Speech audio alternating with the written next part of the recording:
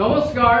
Today I am going to continue the next subsequent part of my autobiography, Moor Jivan Moor Katha. So, hey, what people, if anything wrong, excuse me for that. Please listen. এইদৰে কলেজত BSc লৈ দিহানাম গাই গাই ৰাইজৰ অশেষ আশীৰ্বাদ পাইছিলোঁ আৰু এতিয়াও এনেদৰেই সকলো কাম কৰিবলৈ প্ৰভুৰ সহায় আৰু আশীৰ্বাদ পাই আছোঁ। হৰিনাম গাই সৎ কাম কৰি আমাক এতিয়াও অতি হয় সুখী। MV স্কুলৰ প্ৰতিজন গুৰুৱে একোজনক কৃতি শিক্ষক আছিল। তেখেতসকলে নিজতকৈ আমাক কেনেকৈ কিমান মহান কৰিব পাৰে তাৰ এই উদ্দেশ্য আছিল। তেখেতসকলৰ মতে প্ৰকৃত গুৰুৱে নিজৰ শিষ্যক নিজতকৈ উচ্চ আসনত ৰাখি অতি মহান হোৱাটো বিচাৰে। তেতিয়াহে গুৰুৰ নিজৰ জীৱন ধৰাৰ সাৰ্থক হয় আৰু প্ৰকৃতাৰ্থত তেওঁলোকেই প্ৰকৃত গুৰু। তেখেতসকলে শিক্ষা দিওঁতে বেদ, চিটিপনি আচাৰি আৰু হাত এই তিনিওটাই ব্যৱহাৰ কৰিছিল। অৱশ্যে LP স্কুলৰ দৰে MV স্কুলৰ শিক্ষাগুৰুসকলে পিতলত জেওৰা খৰি ব্যৱহাৰ কৰা নাছিল। তাৰোপৰি পঢ়াত উন্নতি কৰিব নোৱাৰিলে বেঞ্চত আৰু মাটিত সূৰ্যৰ ফালে মুখ কৰি বহু সময় আঁঠুকাৰি ৰখাৰ ব্যৱস্থাও কৰিছিল। ভয়তে এইবিলাকৰ কাৰণে আমি সকলোৱে একোজনত ভাল ছাত্ৰ ছাত্ৰী আছিলোঁ আৰু আমাৰ মাজত অতি কীন কম্পিটিশ্যনো হৈছিল। সঁচা কথাত এনে সজ্জনসকলে নকয় এচাৰিৰ আগতহে বিদ্যা। আমি তেতিয়া MV স্কুলৰ ষষ্ঠমান শ্ৰেণীৰ ছাত্ৰ।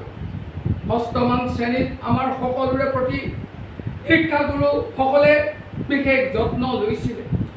বিনা মাচুলে ছুটিৰ পিছত ৰাতিলৈ শিক্ষাগুৰুসকলে সময় ভাগ কৰি আমাক অতি কষ্টৰে সকলো বিষয় অতি খৰচি মাৰি পঢ়াইছিল। মোৰ পিতৃ শিক্ষাগুৰুও কিতাপৰ সহায় নোলোৱাকৈ সাহিত্য বিজ্ঞান পৰিমিতি ব্যাকৰণ অতি সুন্দৰকৈ বুজাইছিল আৰু প্ৰয়োজন সাপেক্ষে অতি উৎকৃষ্ট নোটো দিছিল। এডাল কাঠৰ যুগটোৰ দৈৰ্ঘ্য প্ৰস্থ গভীৰতা আৰু তাৰ কালি এনেধৰণে অংকবোৰ মুখতে কৰি শুদ্ধ উত্তৰ দিছিল। আমি সকলোৱে তেখেতৰ প্ৰতি কিমান যে মুগ্ধ আছিলোঁ। লগতে আনবিলাক বিষয়কো তেখেতে আমাক খুব ভালকৈ বুজাইছিল। দেউতা স্কুলত মোৰ শিক্ষাগুৰু আছিল আৰু ঘৰত পিতৃ আছিল। কেতিয়াবা বিষয়ৰ কথা ঘৰত আলোচনা নকৰি ঘৰৰ যাৱতীয় কাম কাজ খেলা ধূলা গান বজনা নাম কীৰ্তন ভাওনা সভা থিয়েটাৰ আদি কামবোৰ কৰি শাৰীৰিক আৰু মানসিকভাৱে কৃতি ছাত্ৰ এনেকৈ ক'ব পাৰি তাকেই কৈছে।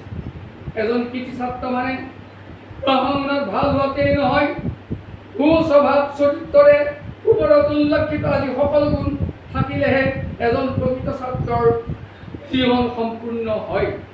আজিকালি সৰহসংখ্যক কৃতি ছাত্ৰ ছাত্ৰীয়ে ৰুগীয়া। ইয়াৰ কাৰণ ঘৰত মাক বাপেক অভিভাৱক আৰু চাৰিওফালৰ পৰিৱেশেই দায়ী।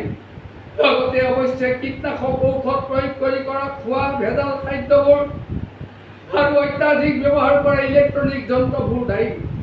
প্ৰকৃত এজন মানুহ হ'বলৈ জীৱনৰ বাটত সৎগুণবিলাক কেনেকৈ আয়ত্ত কৰিব লাগে তাক সদায় দেউতাই কৈছিল। তাৰোপৰি দেউতাই কৈছিল সময়ৰ শৰ সদায় সময়ত মাৰিবি। খুব ভালকৈ মনত আছে, তেতিয়া মই চতুৰ্থমান শ্ৰেণীৰ ছাত্ৰ।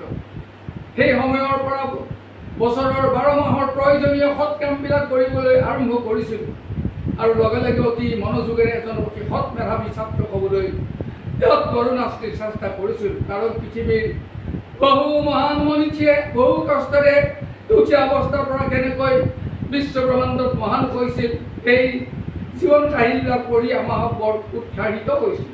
শিকিছিলোঁ জীৱনত মহান আৰু মহৎ হ'বলৈ হ'লে কোনো কামকে সৎ বা সৰু কৰিবলৈ লাজ কৰিব নালাগে। বছৰৰ ভাৰতী মাহত মোৰ ল'ৰালিৰ কামবোৰ। বহাগে বছৰৰ আৰম্ভণি মাহ, বহাগে বছৰৰ আৰম্ভণি মাহ। প্ৰায় 9 বছৰ বয়সৰ পৰাই লাহে লাহে এজন ডেকা মানুহৰ দৰে সৎ কামবিলাক কৰিবলৈ লৈছিল। বহাগৰ আগে আগে মুকলি সোণালী নৰাণী পথাৰ, গছবিলাকে সুন্দৰকৈ নতুন পাত লৈছে, সুন্দৰ সুন্দৰ ফুলবিলাক ফুলিছে আৰু চৰাইবিলাকে বিভিন্ন সুৰেৰে দিনে ৰাতিয়ে অতি শুৱলা গান গাই বহাগত প্ৰকৃতিখন আৰু মনোৰম কৰি তুলিছে। তাতে আকৌ আহিছে বহাগৰ বিহু। এতিয়া মোৰ চিন্তা, বিহু আহিছে, প্ৰায় 1-1.5 মাহ মান মনলৈ ঘৰে ঘৰে গৈ বিহু গাই আনন্দত মুকলিয়াম। এতিয়া চিন্তা হ'ল পঢ়া শুনাত কেনেকৈ সমানে আগবাঢ়িম, কাৰণ ৰাতি ৰাতি বিহু গাই টোপনি ক্ষতি কৰি পুৱা সোনকালে উঠি ঘৰৰ কাম বন কৰি স্কুললৈ যাব লাগে। মোৰ ধান্দা আছিল কেনেকৈ ফাৰ্ষ্ট প্ৰমোশ্যন পোৱাটো বিকট, কাৰণ শ্ৰেণীত প্ৰায় প্ৰথম হোৱাজন বিহু চিহু গাবলৈ নগৈছিল, ঘৰত একো কাম প্ৰায় নকৰিছিল, মাত্ৰ অকল পঢ়িছিল। আমাভাৱে আগতেই কৈছোঁ, জীৱনত প্ৰকৃত চাৰ্ম আছে যদিহে জীৱনৰ নিৰ্দিষ্ট সময়ত কামবোৰ কৰি সকলোতে সদায় প্ৰথম স্থান অধিকাৰ কৰা, অৱশ্যে সৎকামমূলক। বিহুত আমি পাতিয়া হাঁহৰ কণী, চিৰা হাঁহৰ কণী আৰু কুকুৰা কণীৰে দিনৰ ভাগত কণী যুঁজ কৰি আনন্দ উপভোগ কৰিছিলোঁ। Hey world people, let me stop today. So another day I will start the next subsequent part of my lecture. Hey world people, if anything wrong, excuse me for that. Thank you very much.